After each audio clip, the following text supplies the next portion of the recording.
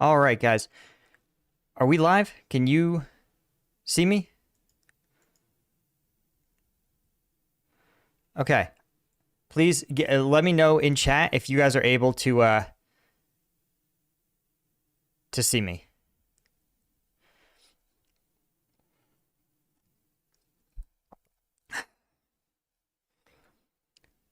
Oh, awesome. Awesome. That's great. That is spectacular. Cool. Sorry, we're trying some new streaming software. So I'm still working out all the kinks in terms of making it work. We are actually should be live on Twitch and Facebook simultaneously. Obviously, it looks like 99% of you guys are on YouTube, but that is a-okay. That's more than a-okay.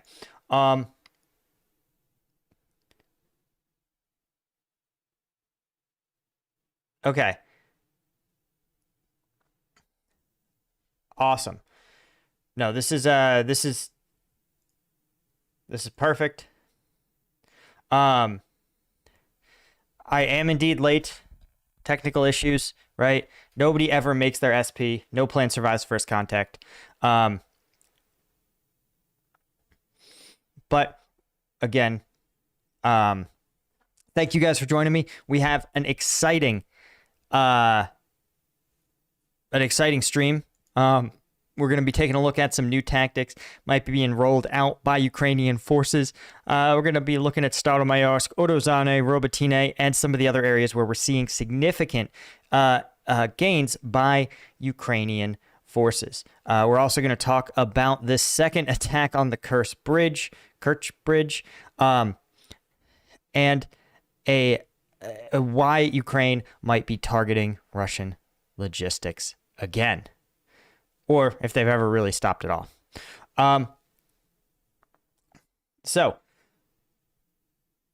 what, as always, guys, I don't know, let me know what questions you guys have. As always, you can, if you want to jump to the front of the line, so to speak, on questions, you can always use YouTube's super chats. Again, we're using new software, so I'm not sure. I will make sure I get to them.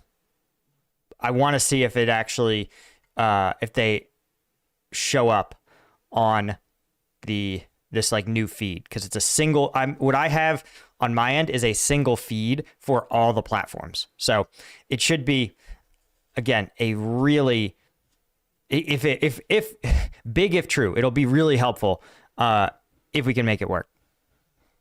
So what I don't know, if you guys have questions, feel free to drop them. Also, I love hearing where people are at. Right, I see somebody from Northern Ireland.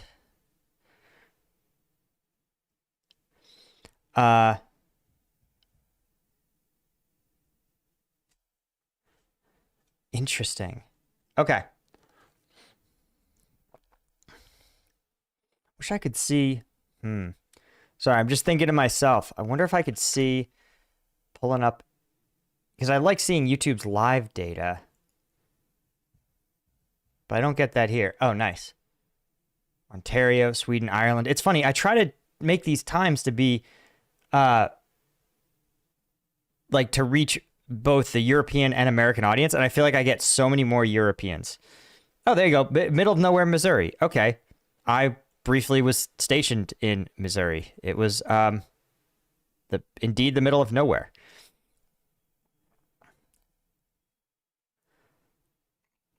Oh, we're going to talk about what happened with the bridge. Don't you guys worry. Ooh, someone's watching for Fort Leonard Wood. Oh, I'm so sorry. I am so sorry to whoever's watching from Fort Leonard Wood. All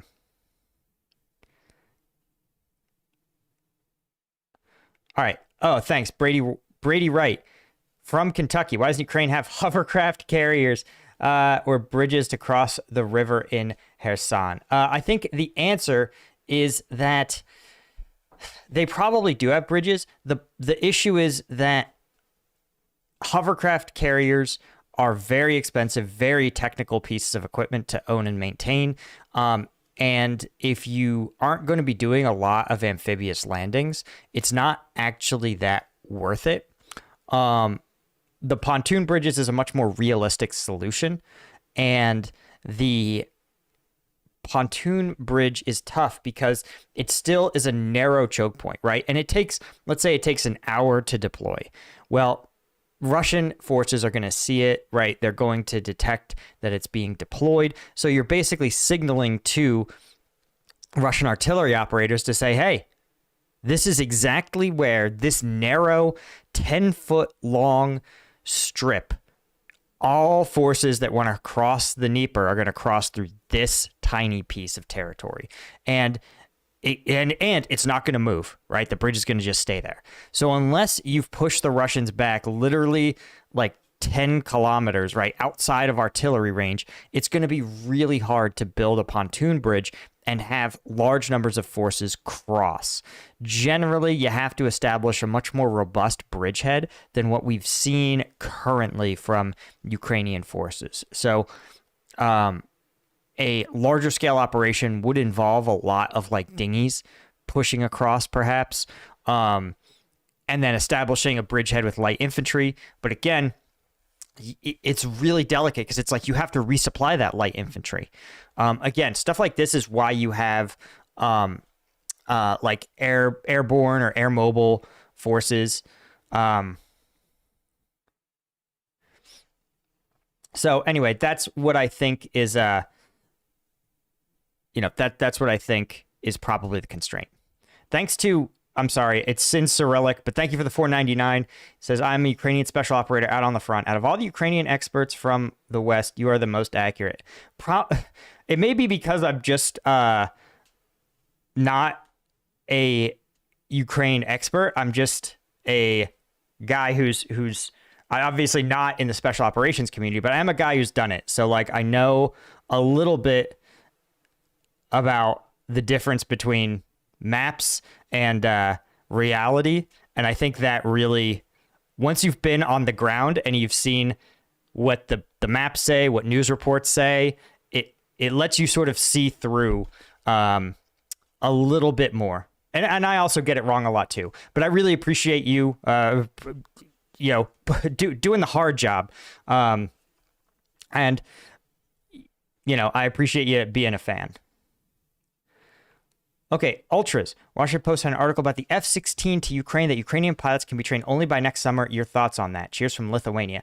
Thanks, Ultras. So, yes, you have to invest. Pilots are a tough commodity, right? It takes years to produce a skilled fighter pilot. And that is time that it can feel like Ukraine doesn't have. Even if you're already a trained pilot, training on a whole new airframe, especially if you're trained on a Soviet aircraft, Soviet aircrafts have developed almost independently, remember, from the West, right? The Iron Curtain dropped in 1945. And so basically there was there was very little information shared between those two sides about developing aircraft, about the layouts, fighter aircraft, how they maneuver, how they move. And in some ways, they develop these two totally independent ways of thinking about aircraft. So if you're a pilot and you're trained on MiGs and Sukhois, right, it'll be easy for you to convert up to the next generation airframe. But if you're talking about switching literally from not just an airframe where everything is written in Russian to everything is written in English, but switching from an airframe that reflects 70 years of Soviet design, aircraft design and thinking, and then switching it over to something that reflects 70 years of Western NATO thinking about fighter or multi-role aircraft, you end up in, it takes a long time to convert, right? Not as long as training a pilot from scratch, right? Next summer makes sense, right? 12 months. That's, again, about half the time it would take to train a pilot from scratch. But It's still a long way away. And I think what they're also describing, the Post, is that the West is probably doing train the trainer, right? So the West will probably take really good Ukrainian pilots and it will train them up on the F-16 probably over, let's say, 8 months. And then they'll say, you don't fly combat missions. You go and you train other Ukrainian pilots to fly the F-16. Why? Because once you train a Ukrainian pilot, he's going to know how to speak to Ukrainian pilots, literally because he speaks Ukrainian, but also he'll know how to speak their language and how to teach them in a way that can sometimes there's one thing NATO forces learned in Iraq and Afghanistan. It's that it's hard to bridge this like cultural gap when you're training someone. And it's hard to explain unless you've done it, but like there's a lot of concepts that we in the West take for granted as like, of course you don't do X. Of course, I mean, but like when you cross cultures, a lot of those things that seem obvious and aren't worth explaining need to be explained. And a lot of things that you spend a lot of time trying to explain, they may get instantly. It's weird. It's hard to explain, but it's definitely true. So anyway, I think that's probably why, right? We've got to train in a way. It's like probably 2 generations of pilots that are being trained. The trainers who will learn in the West, then the actual pilots flying sorties. So, okay, Vinny, of course, Vinny asks, Vinny from Brooklyn. Yeah. When I was in boot camp, basic training, but did telling the drill instructor some excuse get you out of doing push-ups for being late? Well, I was never late at basic, right? Because I didn't have anything else to do. But I will tell you that when you're an officer, the sad reality is you never have just one thing to do. You got 15,000 things going on. And you may, if you listen carefully, hear construction noises in the background. It's because I too have like 50 different things going on. So I follow officer rules, which is you set your priorities and you get to it when you get to it. And, you're right. For 6 minutes, I'm sorry, you guys got crowded out because I love you guys. You're my fans, but I answer to my wife. Okay. And if I tell her stuff's going to get done, stuff's got to get done, Okay. Oh man. Mellow Yellow. Does Ukraine have real-time satellite info? It probably not real time, right? Not like live. Because if they did, they wouldn't need the drones. But I'm sure they have very current satellite data, probably provided by the US. I'm sure the US doesn't share sources and methods, but I'm sure the US is like, hey, here is Russian forces grouping outside of like Kupiansk 4 hours ago. Like I'm sure that Ukrainian, at least their like central command, their version of the Joint Chiefs, I am pretty confident that they would get at least current up to 4 hours of that Russian buildup of their push in Kupiansk. Because the Ukrainians did a good job of pushing that thing off, especially given that it wasn't like a priority. Okay, Judo Joker, thanks. He asked, sorry if I already asked, but thoughts on ATA CMS? Oh man, ATA CMS. Okay, so it's an Army tactical missile system. Got it, from Lockheed Martin. Okay, sorry, there's been a lot of missiles deployed in Ukraine, so I'm trying to like catch up on it. Let's actually chit chat about this a little more. I'm not super familiar with the specs on this specifically. It's a rocket artillery system, right? It's been around since '86. Again, I have like zero familiarity with it because my entire time in service, I know it says it was used in the war in Afghanistan and Iraq. Protecting civilians was such a high priority, and I was in a relatively urban area. My commander would have literally choked me right there in the talk if I was like, let's shoot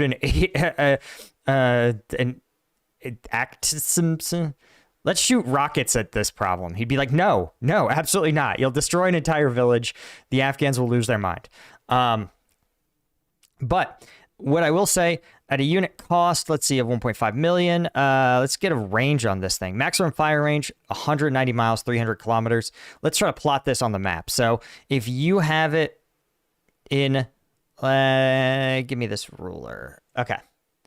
So if, let's say you're launching from Velka Novosilka, how far does that get you? How far does that 300 kilometers get you?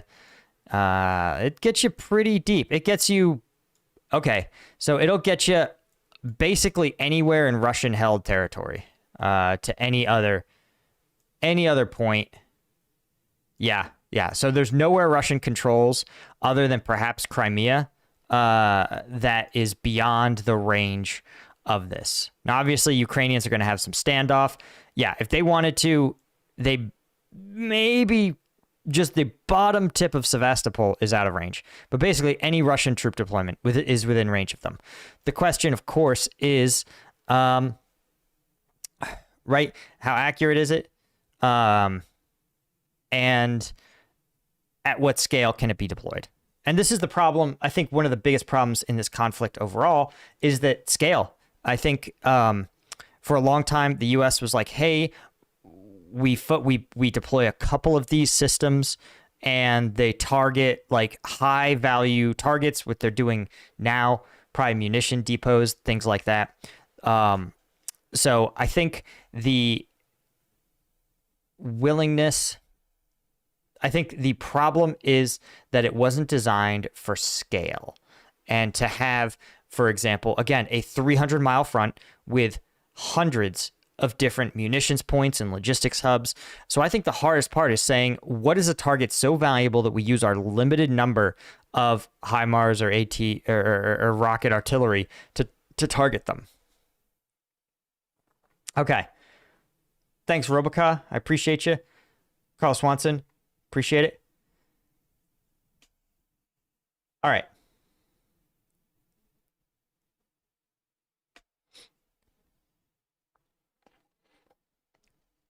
I'm going to be honest. The people who are like, who was it? Someone was just like, man, Paul doesn't watch any mainstream news if he hasn't heard of the attackums. I just want to call them attackums. I don't know why. Or the HIMARS. Yeah. Again, here's the thing, guys. The HIMARS was hyped. It was going to change the game. It was going to like destroy the Russian military. Listen, Mark Miley said it, and he's right. There's no wonder weapons, right? There's no magic dust, right? There's no super soldier. There's no thing that's going to win the war, right? There is, but it's just they're not going to be deployed, right? It just doesn't happen. Weapons that are so powerful that they could really change the battlefield are so dangerous, and that the international community has said you can't use them, right? Things like nuclear weapons, NBC, biological weapons, chemical weapons, right? Those are things that would really fundamentally change the nature of the conflict. But even there, right? Look at the Iran-Iraq war. Iraq was willing to use chemical and biological weapons, and guess what? It worked for a little while, and then the Iranians got their stuff together.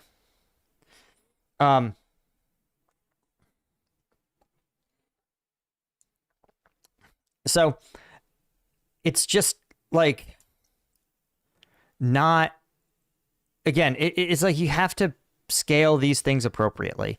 And I don't love when the media fixates on a certain weapon system as though it's going to be the worst thing in the world or the savior.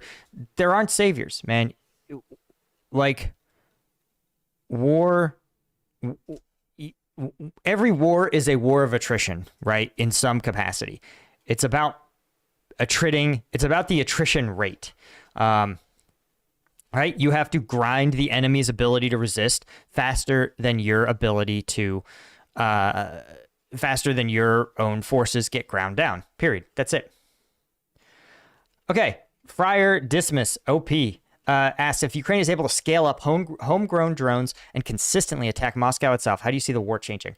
So this is a common misconception, right? A lot of people in, for example, the Second World War thought that if the Allies bombed Berlin a lot, even if they targeted civilian areas, and the Allies targeted civilian areas, right? So did Germany, but they were like, hey, if we target civilian areas, the population will lose their stomach for continued fighting.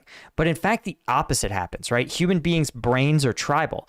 And what happens is when you are personally attacked, when your home city, when a place that you know and love, or your family is attacked by something, by an external force, instinctively, all human beings are going to galvanize, not all, but 90% of plus of human beings are going to like readjust they're going to perceive the in-group and out-group dynamic as being much more salient, right? So it will make people more loyal actually to the war effort. It's a common misconception. But it was well established, right, in most wars, right? Because look at the level of civilian bombing that was done to North Vietnam, who had like functionally no air defenses or hardly any air defenses, and was just absolutely shellacked for decades. And the will of the North Vietnamese to fight was never really damaged by that. So I think it's one of those things that like would backfire. I think if you're going to scale up drones, you want to make them smarter and you want to attack in more places that have military value. Ultra points out the Russians already used white phosphorus and their TOS-1, so you never know what more is coming. That's the truth, man. The TOS-1 is a scary weapon system.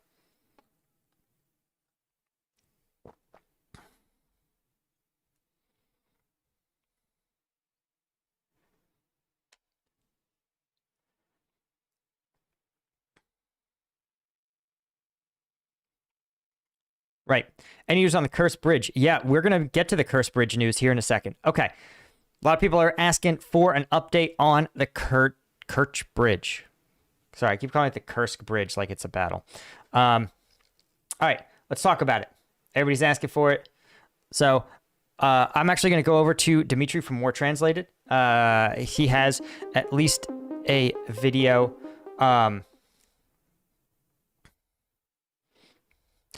He's got some video on here. Okay, let's see. This is just grainy cell phone footage depicting the bridge. I'm going to turn it down just on the off chance they use copyrighted music. But as you guys can see, this is, again, some cell phone footage depicting what looks like 1, 2, possibly 3, maybe even a 4th explosion on the bridge. And what that says to me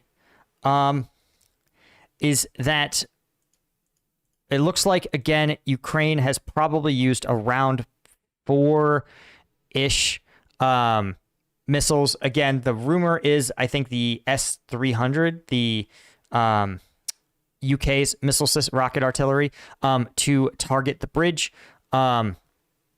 Right. And Dimitri makes a good point here. He says, after the first attack, once it was repaired, the second attack followed. And he's like, it'll do demolish piece by piece like clockwork. So I think actually that's a slightly different take. What I think the goal is to shut down the bridge's ability to function for a sustained period of time.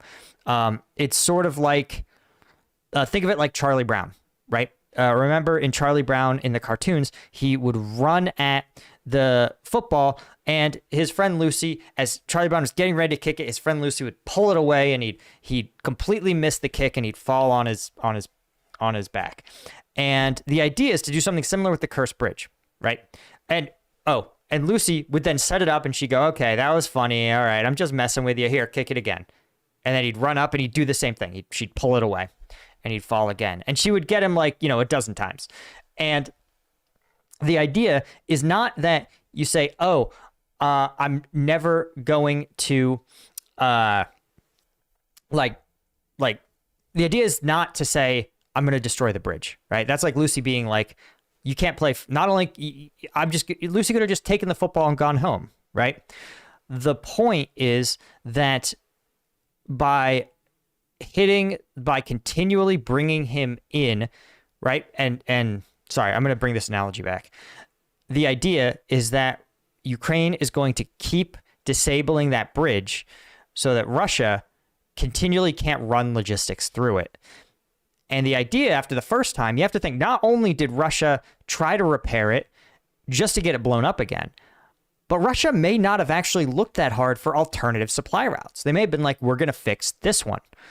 And so they spent all this time and effort fixing it, and then it'll get blown up again. And now they might look for alternate supply routes and try to scale out other bridges and other routes, or they may literally fix it again, and Ukraine will probably let them do it. And then they'll hit the bridge again. Right? So it's like, it's easier. Destroying the bridge is hard, but you don't have to destroy it to remove it from being combat effective. You just have to keep pulling the football away at the last minute. As soon as they're about to get it running again, you pull the football away.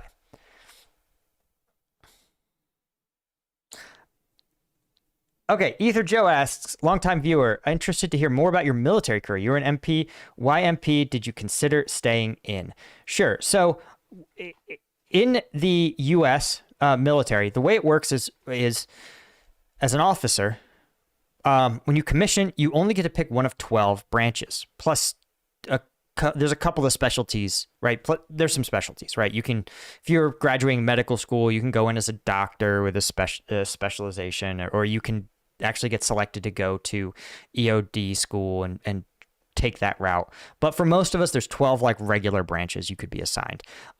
And you basically get an afternoon where you go around and talk to junior officers in every branch, and they try to sell you on why their branch is the one you want. And what I thought was really interesting, talking to military police, one, the military police actually put in effort to, like, I say recruit people, to like explain what their branch did. And talking to them, you realized you're like, hey, building up the Iraqi state and Afghani state and security forces, that was the MP's mission. And so talking to them and listening to the modern, what they called counterinsurgency doctrine that was emerging, I realized, I'm like, oh, the military police are actually on the forefront of this emerging doctrine, this idea that militaries don't just fight other militaries, but they can be this entire force that lifts up a whole state. And I was like, that's really cool, because to me, it was a much more intellectual and broad-reaching challenge from a leadership standpoint than just being like, okay, your job is to use your weapons to eliminate an enemy.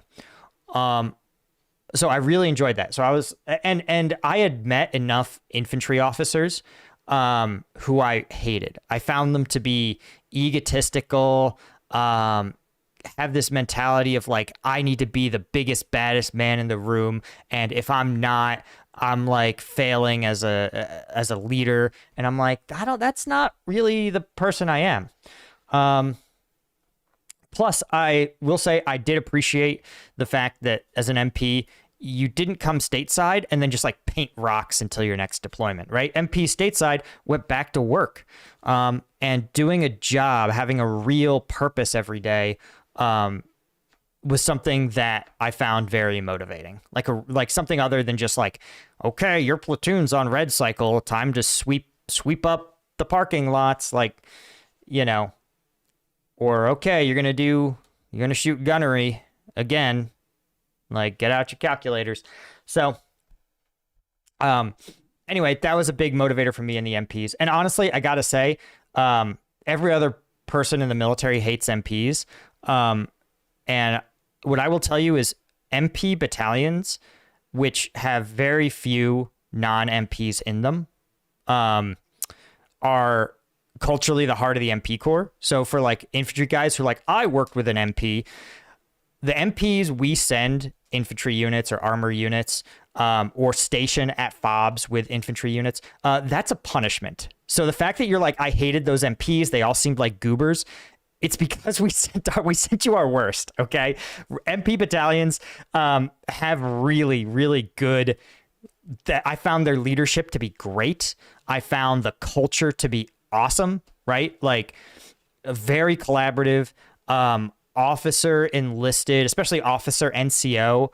A lot of like infantry and tankers were like, wow, you have such a close relationship with your NCOs. Like, don't you need to like scream at them all the time, and we're like, no, there are like valued teammates. Like, this is not, it was just a good, highly professional culture. Professionally, the highest standards I've seen in almost any organization. Very little was forgiven. Absolutely willing to enforce the highest standards on our own people. And I appreciated that. Anyway, that is my affinity for the MP Corps. That's why I keep the cross pistols behind me. That is the symbol of the U.S. Army's Military Police Corps, and actually the Military Police Corps in a bunch of other countries. I think even Ukrainians' military police units also use the cross pistols. Anyway, Cyrillic name I can't pronounce. Give my detachment a shout out. All right, shout out to the 3rd Separate Special Forces Regiment. Yeah, thanks guys. Thanks for the support. And for being fans, and mostly for fighting hard, doing the hard job, right? I did my time pounding the ground. I certainly don't mind having it easy, trying to share some expertise and trying to communicate with the world the work you guys are doing. So it means a lot to hear from you guys, Ukrainian Armed Forces, that I am showing people the reality of what you're experiencing on some level. Dark George asks, Russia seems to be deep into a sunk cost fallacy. Do you think anything besides total military national collapse would cause them to give up the fight? I think you're absolutely right. Russia is deep in the sunk cost universe. This is a common political, I actually think, I don't want to say lie, but sort of a lie, right? A lot of politicians catastrophize. Look at, for example, the U.S.'s Afghan withdrawal, right? It was botched. It was bad. It should have never happened. I think both political parties share blame for it. But fundamentally, it did not, like, it's not like one of the parties shouldered all the blame and is electorally destroyed, right? Like realistically, in the U.S., both parties have a good chance of winning any given election, despite the fact that, again, we took a massive L in Afghanistan, like a no debate. I mean, the Taliban is sitting in Kabul, L. So I think more politicians could stand to sit there and be like, hey, you can spin some pretty bad losses and stay stable. But again, I think the groupthink combined with politicians' egos and I think that's what it's about. It's like, yeah, the state of Russia can sustain a loss. Can Putin and Shoigu and the other like narcissists that run Russia, can they handle losing? And that answer seems to be no. Like, that sunk cost is total. I think it would take, I think actually to do it, you would have to have things go so badly militarily that they realize they need an out, and they would have to be able to pin it on someone. So I actually think Putin dying of old age or of a sickness, and I think his successor may sit there and negotiate a Ukraine settlement and say, guys, it's not my fault, it's Putin's fault, and Putin is in the ground. So that's my thesis, anyway. All right. Kyle asks, what's the difference? How much of a difference do I think F-16s will make? Would A-10 Warthogs be more effective for this type of warfare? No, A-10s are very vulnerable, my understanding is, to Manpads systems. They fly low, they fly slow, they have a big signature. It's hard. You need to have suppressed air defenses for the A-10 to function. It's one of the reasons why the military wanted to phase out the A-10, and Congress was like, no, it's so good at killing tanks. It's like, it's good at killing tanks if literally nobody has any kind of Manpads. When you have Manpads, things get tough. F-16s may make more of a difference just because more modern airframes may give Ukrainian forces a better chance of achieving air superiority, which would help facilitate their counteroffensive. But F-16s also don't solve the Manpads problem.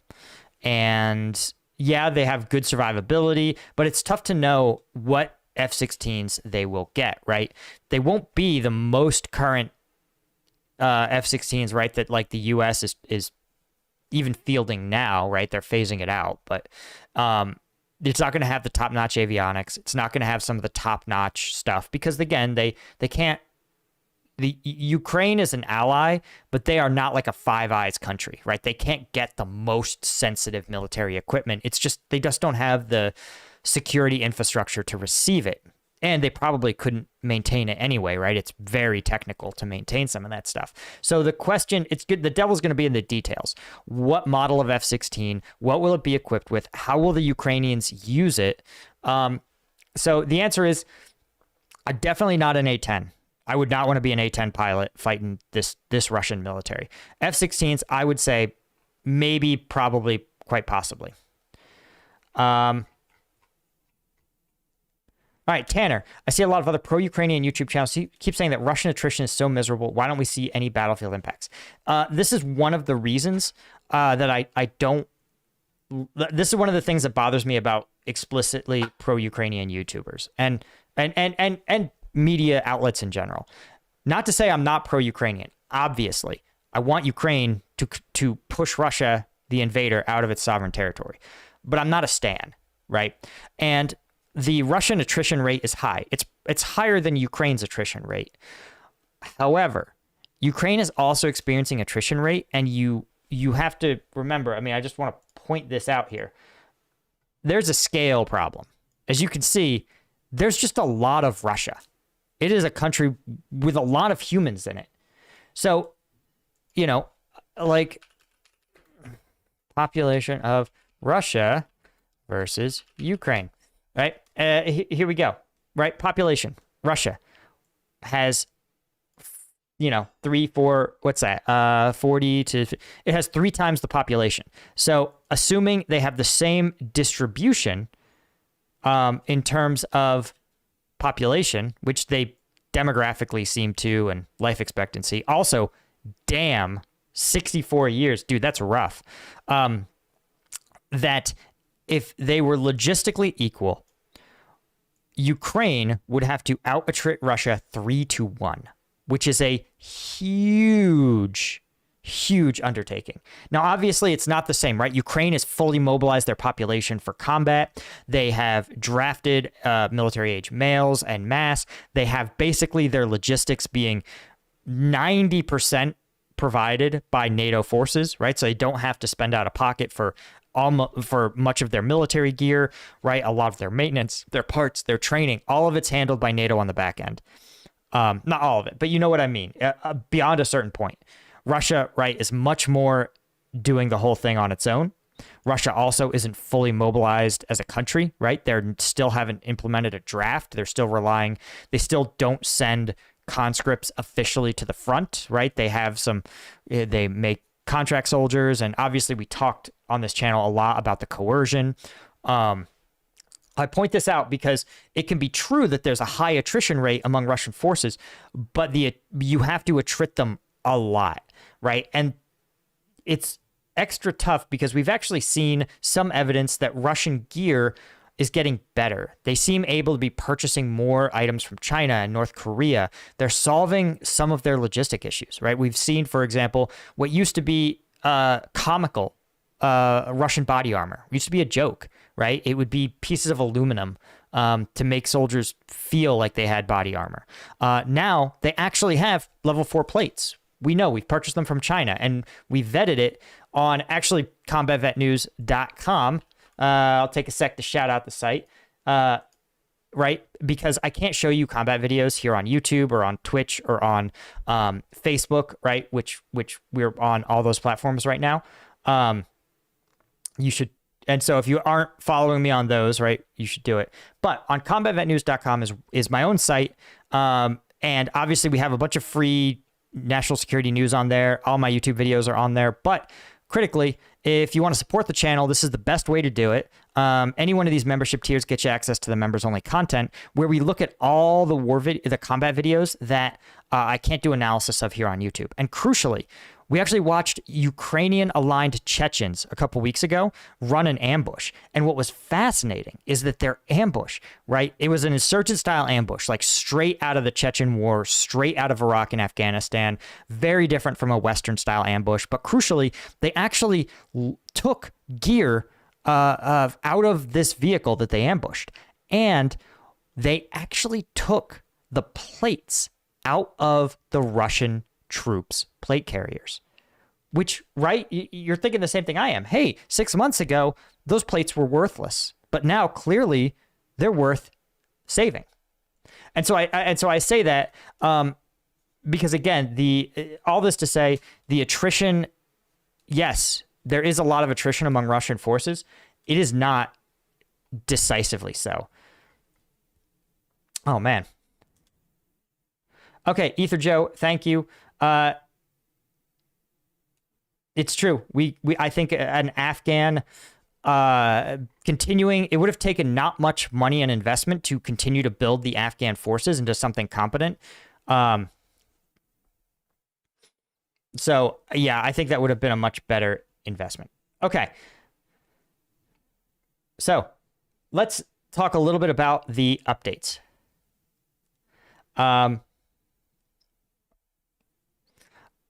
Let's pull up the combat map. I've been saying I'm going to do this, right? And actually, the most recent update is from yesterday at 3 p.m.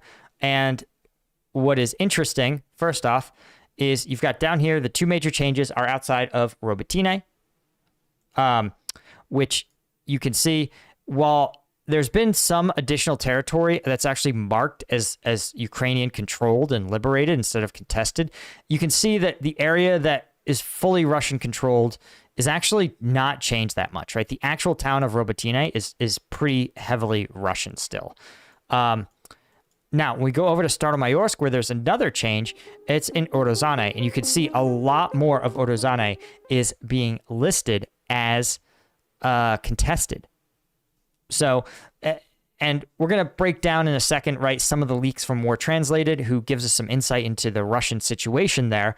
Hint, it's pretty bad. But what I thought was interesting is that it's not necessarily decisive or like large scale liberation. And you see this. These are still attacks and counterattacks.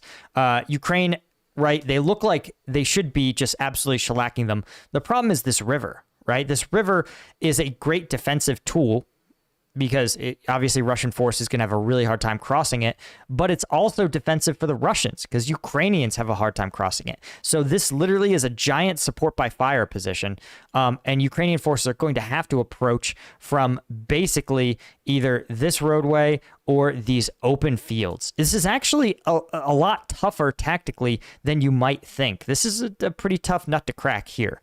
So again, it's really about a lot of this like attritional, it's going to look more attritional.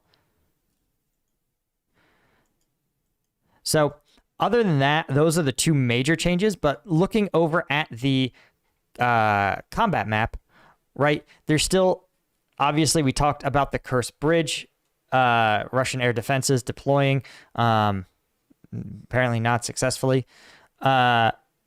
What I also thought was kind of interesting is that we're seeing a lighter amount of Russian counterattacks, a little bit here near Kupiansk, a little bit near Bakhmut, and a counterattack near Urozhaine, but that's kind of it.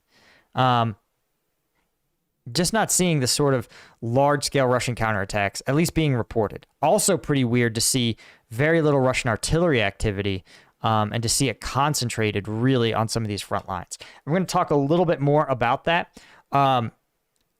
And let's see, I'm going to get this real quick. Let me see if I can find it. Where's old Dimitri from War Translate? I just had it up. Okay, we'll find it real quick. Let's see, War Translated. There we go. Okay, looking at War Mapper real quick.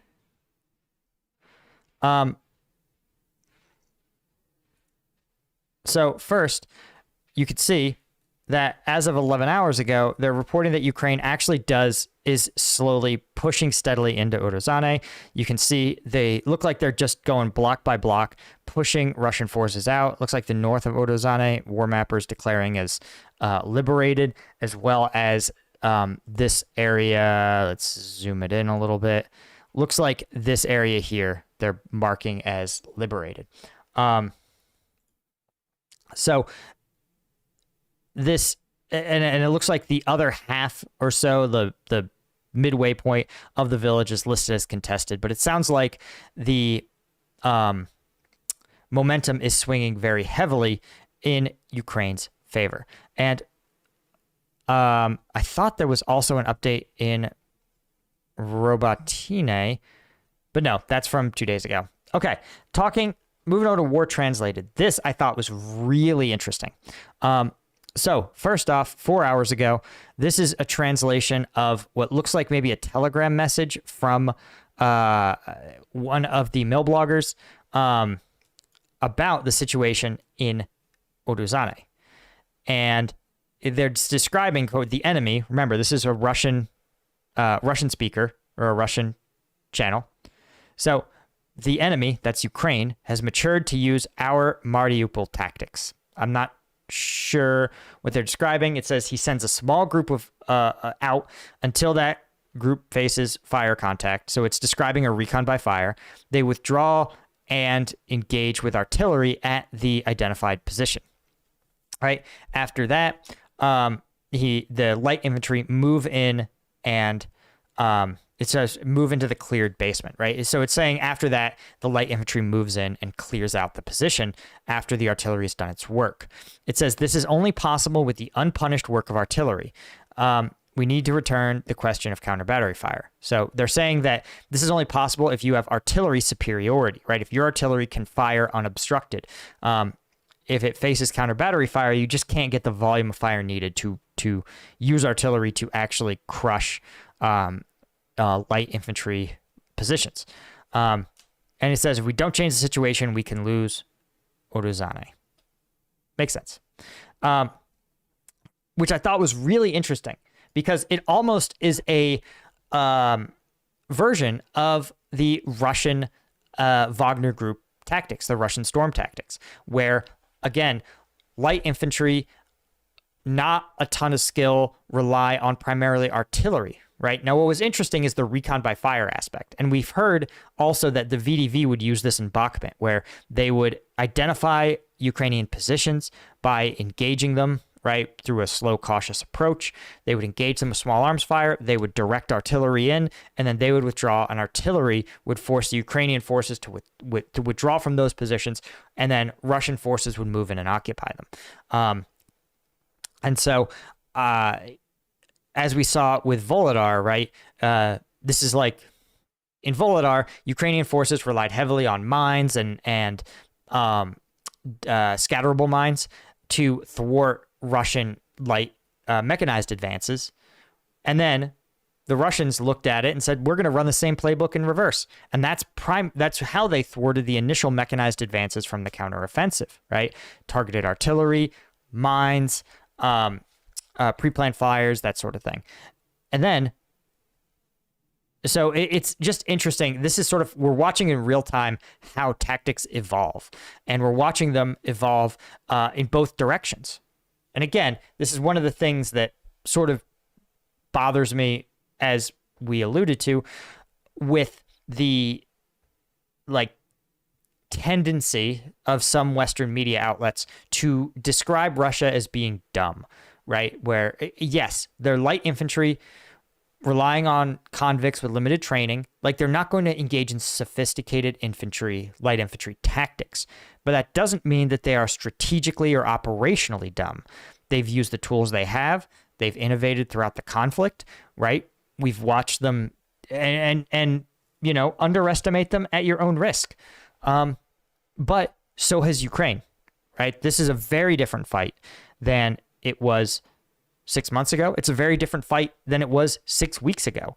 And Ukraine's willingness to throw out assumptions, to look at, hey, what works? Let's do more of it. That is commendable, right? That's a sign of a flexible, capable high command. The problem is, again, war is a chess match between teams of experts, right? So, like, Russia is already working on a counter. As soon as this tactic is made public, smart Russian generals are asking, how do we use the tools we have to counter this Ukrainian innovation? And the whole idea is that you innovate faster than your enemy can meet you. One of the stories that I really like is that when the U.S. first invaded Iraq, the Iraqis didn't understand how U.S. forces were able to survive in the heat wearing all their body armor. And they believed that there was some sort of secret liquid that they would drink out of the pouches on their back that somehow kept them cool. They didn't realize it was just water. And the Iraqis also believed that Blackhawks had a sort of magical shield around them that caused RPGs to just deflect away like magic. And the Iraqis still were like, we can figure this out. Despite believing these things, despite believing that there was this overwhelming technological advantage by the US, the Iraqis were still just iterating until they found something that worked. And once they did, they doubled and tripled down on it. That's why, again, 2 years later, after the invasion, you would rarely get into a firefight. It was IEDs all day, every day, because that's what worked. And the longer you go on, the more you can close this technological gap between the high-tech forces and the lower tech forces, right? Those guys are always going to be innovating. And high-tech forces, right, they innovate less hard because they're already ahead. But the longer it goes on, the more things move toward a stalemate.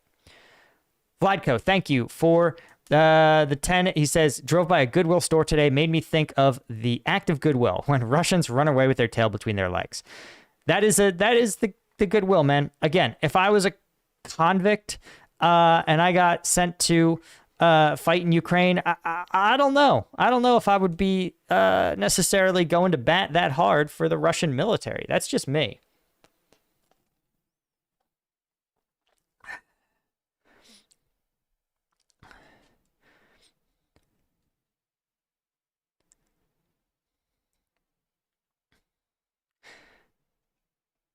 Yeah, sorry if we're all right,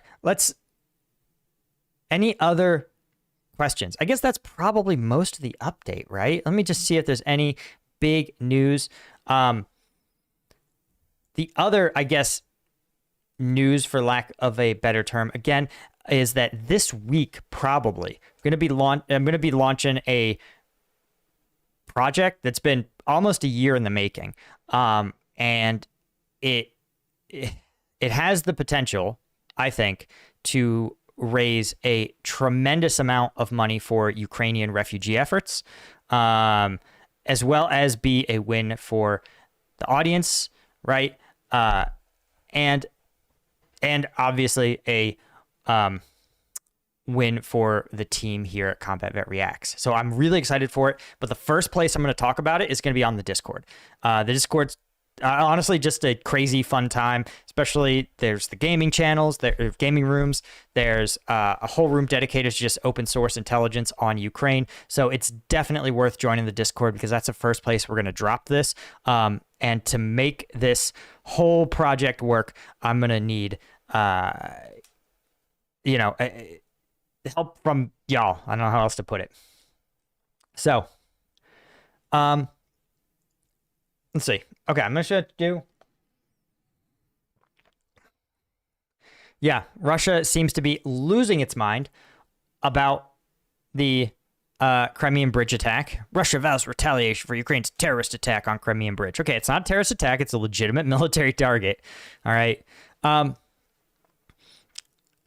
Again, if people... I love the Wagner group in Krakow. Like Wagner really believes they can take on the Polish military by themselves. Dude, there's 5,000 of you guys. Like, you're really not that you're not that guy. Also 20 drones over Crimea. So the guy was like, can Ukraine scale up its drone operations? Maybe. And even though Russia downs them all, just remember, it's scary, dude. It's scary to know that. And if you are a Russian soldier in a non-combat zone like Crimea, and then you see, 20 plus drones coming for you every day, you're gonna be scared. It's gonna that's gonna make you feel like you're in a combat zone for sure. And I think that's part of the goal. That's the effect. All right. Ether Joe says, thoughts on why minefields are such an obstacle? Why are Mikliks not getting through? U.S. doctrine, we just carpet bomb the minefields? Yes. Ether Joe, no, because carpet bombing is not a reliable way to clear mines. Mikliks are, though. The problem is a Miklik is pretty expensive, and it can clear maybe 100 meters of minefields.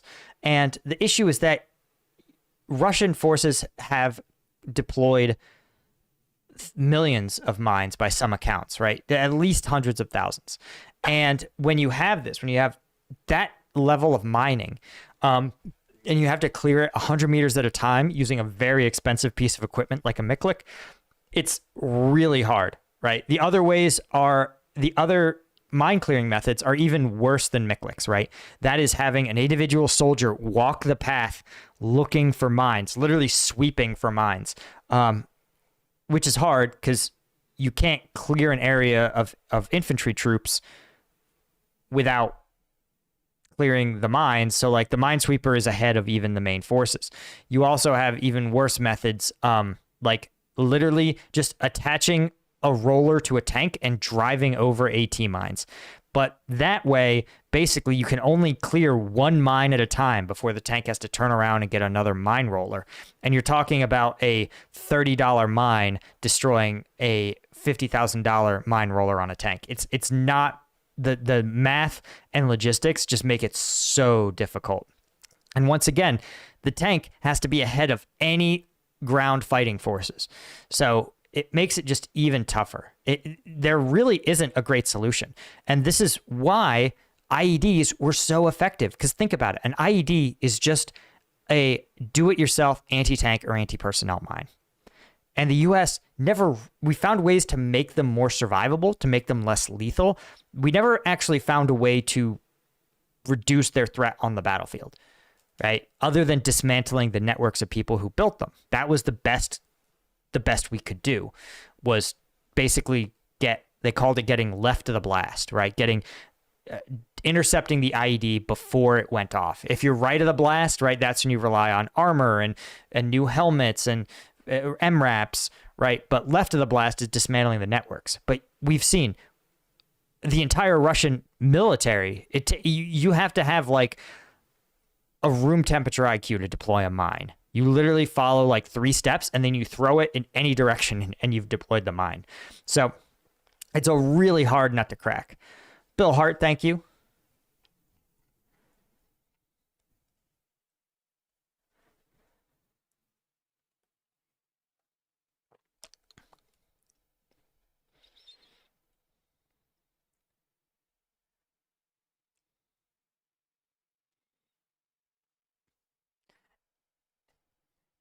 Yeah, hitting a Russian IED sounds, yeah, those up armored vehicles. I mean, yeah, there's no like, when people are like, oh, the vehicles can survive an IED. It's like, yeah, but it's no joke, It's pretty scary. Get hit, like being in even an MRAP vehicle and hitting an IED. It's like, yeah, surviving is a testament to how good those MRAPs are, but there's no chill way to hit an IED. All right, that's for the record. Actually, that's not true. One time I had one of my patrols hit an IED, but only the detonator went off. It didn't actually ignite the explosive, and so all it did was kind of make a wall go poof, and it shot a couple rocks at the vehicle. And that was a chill way to hit an IED. Georgie Georgiev, thank you. Bulgarian here. Nice. Just joining. Did you guys talk about the direct hit on the Kursk Bridge? We saw 4 direct hits from Pix 30 minutes ago. Yes, we did talk about the Kursk Bridge. So I think we talked about it like earlier in the stream.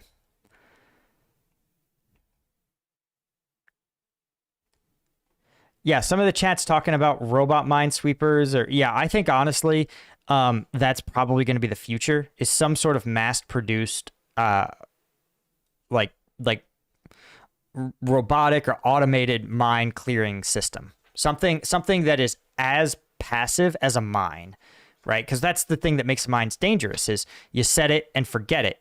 It's like trapping versus hunting, right? Hunting is hard, but trapping is easy because the trap is always waiting. So you want to create some sort of system, which I think will be robotics and AI working together probably to like find what a mine is, again, over a designated strip and just work to clear it. Vladko asks, if Russia doesn't completely collapse into original republics, who will they go to war with next? With what military, guys? Right? Like, let's be honest. Russia loves to pat itself on the back. 2 years ago, the Russian military was considered like probably the third most effective military in the entire globe. Now they aren't. It's not clear that they're probably not the most effective military in Ukraine. Okay. For a time, they weren't even the most effective military in Russia. Okay. So Russia is not going to be looking at its next target. All right. Yeah. All right. Ether Joe, the saying war strategy is build strategy. You just build and send a bunch of Mikliks and get this breakthrough. It's easier said than done to build out these Mikliks. Again, very expensive, a lot of debt cord, and Mikliks are, think of them closer to HIMARS systems in terms of the quantity and like need to deploy it. Yeah, a bunch of Mikliks would be nice, but we just don't have them, right? And we're years away from having a bunch of Mikliks. Literally the $1 billion question. Like, you may be a billionaire if you can figure out a way to cheaply clear mines en masse, like a kilometer of mines in like a day, without requiring, again, a dude with a mine sweeper, a tank that's just going to drive over them until it can't, or again, a Miklik. But the U.S. has spent billions and billions of dollars trying to figure out a way. So, but if, my guess, again, if you're a robotics guy with some machine learning experience, you would do well. You could probably figure it out. William Rader, thank you. The Happy Clam, it's easy. Send in herds of cattle. That's not the worst idea I've ever heard, actually. That sounds unbelievably cruel, but call me whatever name you want. I would rather see 1,000 cattle die than see one human being get maimed. Somebody's like, Paul does a, well, it's not Paul does a sexism. It's Paul does a speciesism. Can I get canceled for speciesism?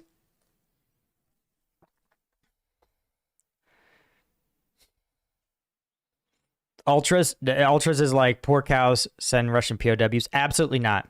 Absolutely not.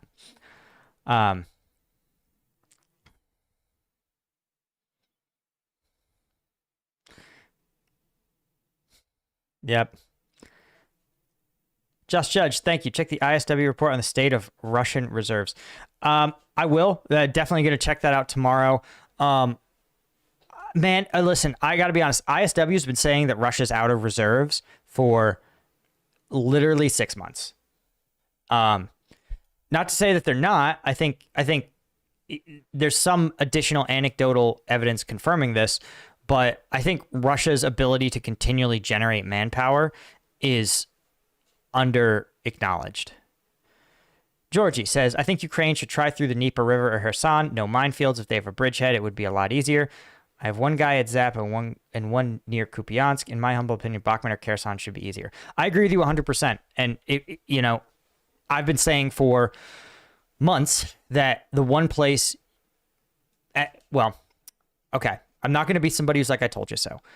But I discussed at some length during the build up to the counteroffensive that the book answer was for Ukraine to go through Zaporizhzhia to Mariupol, Melitopol, would deliver the biggest blow to Russian forces. But it's the book answer. And that means that Russia is also going to get the same answer, and they're going to be ready. And conducting a frontal assault on a prepared enemy is hard. It's hard for really good military. It's hard for militaries made up of professional soldiers. But the Ukrainian military is some professional soldiers and a lot of recently conscripted troops. That is a really tough ask, despite all of Russia's numerous flaws. Kherson, right? The Dnieper. River crossing is also really hard, right? As hard as a frontal assault is, managing the logistics when you have these narrow little channels that you can pass things through is tough. And remember, Russian troops will be, as soon as Ukraine establishes a permanent bridgehead, Russian troops are going to be pushing into that zone. So you have to be able to build up your forces as the Ukrainians faster than Russia can deploy its forces to the exact same spot. That is hard when you're talking, again, about crossing a pontoon bridge that's going to be under constant artillery fire. So that's why, yeah, I'm with you, though. Bakhmut. Bakhmut would be easier. Kherson, still, despite all that, may be easier. I actually think Kharkiv would be easier at this point, given that Russia just launched this effort to push in Kupiansk.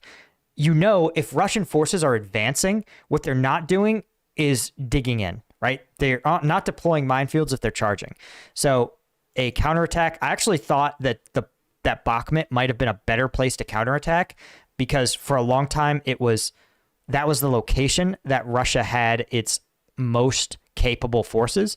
And if you're going to have to fight Russia's best forces, you should fight them while you're at your freshest, right? It's like if you had to fight a pro MMA fighter, do you want to fight him when you're tired or when you're fresh? You want to fight him when you're fresh. So again, I thought Bakhmut would have been another potential location to try to push. And to their credit, they did. And the thing that sort of, irks me a little bit is that they did, and they were pretty successful. This was the first place they launched their counterattack, and they've liberated as much territory there as they have, in a lot of cases, in Zaporizhzhia, right? But again, the territory is different, right? The Zaporizhzhia is very open, right? This is much denser, more urban. Just, again, it's tough. Let's see. All right. Thank you again to our Ukrainian SOF operator for coming by. I really appreciate your questions and popping in chat. It was great having you. And again, I appreciate what you guys do. Stay safe, man.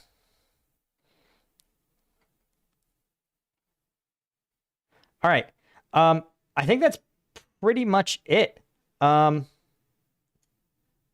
Yeah, I don't know. I'm trying to think. Is there any other last minute questions that you guys have for me?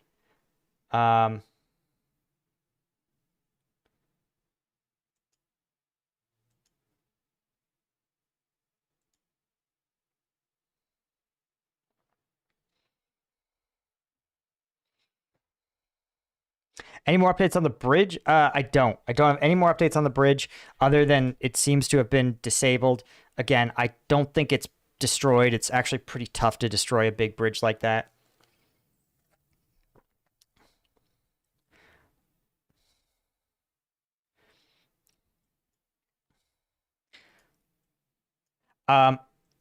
Questions about the Niger situation.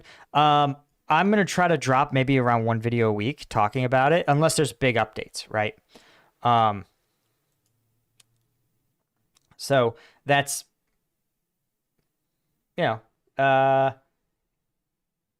pretty much it there. Again, I'm really curious to see the deployment or what happens with this ECOWAS deployment force if they decide to go through with it and try to enact some regime change in Niger, which would be wild. Okay. Oh, Ether Joe, thanks. Thoughts on the M4556 platform? The 6.8 rifle that came out is pretty big heavy. Here's the thing. With new innovations, it takes time to scale it up. The thing is, the military, the U.S. military, and all the NATO partners, all are shooting 5.56. All of them. Millions of NATO soldiers.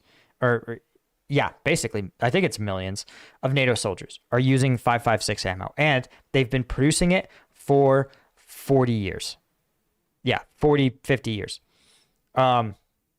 Magazines are mutually interchangeable. Literally, you could hand someone a 40-year-old M16 mag from Vietnam, and you could slide it into a modern M4, and it'd fire like clockwork. It'd fire well. There might be better rounds, but now is not the time to roll it out, right? 6.8 is made, I think, just by Creedmoor. It's not clear that Creedmoor can produce these at the, probably billions of rounds that are needed. The fact that right now the entire war is fought between people shooting 5.56 and 5.45, and that in many cases, as we've seen on Combat Vet News, right? If you remember, we watched a video where literally a Ukrainian soldier is clearing trenches and picking up Russian ammo and reloading his magazines with it. So having fewer types of rounds used in this war is to the benefit of both sides.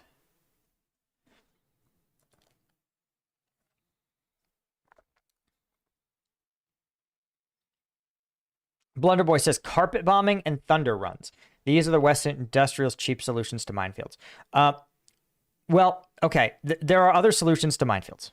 That are, yes, if you have air superiority, then blocking ground advances doesn't matter because you can reach over them with aircraft and strike targets on the backfield, meaning that you can create so much chaos in the backfield and destroy so many targets that clearing the minefields becomes a trivial matter because of the damage your aircraft have done.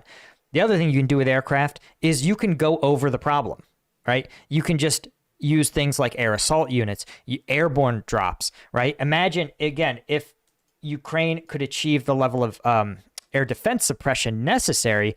Imagine a Ukrainian, even just a battalion of paratroopers dropping on somewhere like Tokhmek, right? And just digging in and, right, cutting off a major Russian logistics hub by dropping in behind them.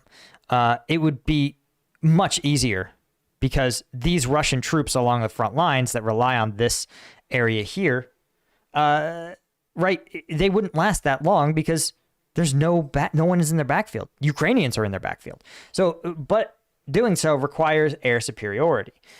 So, again, thunder runs, not so much. Those thunder runs made popular in the invasion of Iraq, where you had a tank column move down a highway, engage some key targets, and then come back out withdrawal to prevent the enemy from digging in substantive ways. That's not really... It can be a way to counter minefields, but it's a little late. It's a little late for thunder runs. Carpet bombing and other airborne operations are easy ways to circumvent, literally, minefields, but without air superiority... You can't do it. Without air superiority and the ability to conduct air mobile operations at scale, you end up in a problem.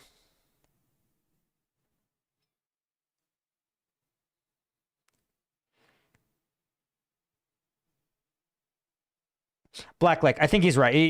That's true. That may be a question actually about Rolling Thunder, which is the bombing of North Vietnam by U.S. B-52s that went on for like 5 years and was just an incredible amount of ordnance dropped. And ultimately, though, despite the U.S. already having a tremendous logistics advantage, it didn't actually diminish the North Vietnamese ability to fight. All right, that is all I had for you guys. As always, thank you so much. Be sure to check us out at combatvetnews.com. Thanks to everybody who is a channel member here, everybody who donated, everybody who hit subscribe and like, and that's it. Thank you guys so much. And I will see all you guys in the next one on Monday. Cheers.